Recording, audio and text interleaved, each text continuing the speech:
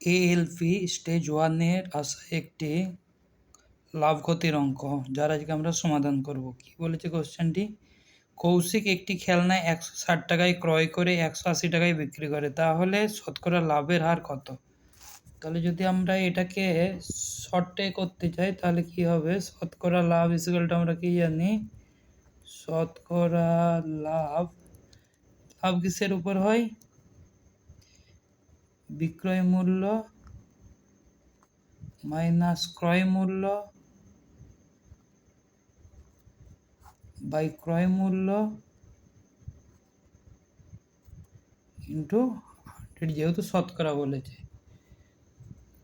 তাহলে বিক্রয় মূল্য কত আছে? 180, ক্রয় মূল্য 160 বাই 160 ইন্টু 100, তাহলে 20/160 ইন্টু 100,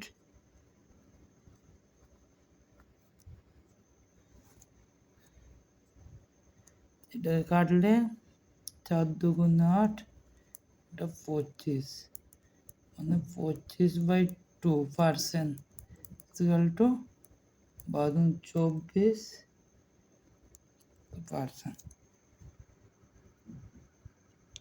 তাহলে অপশান হয়ে যাচ্ছে বি।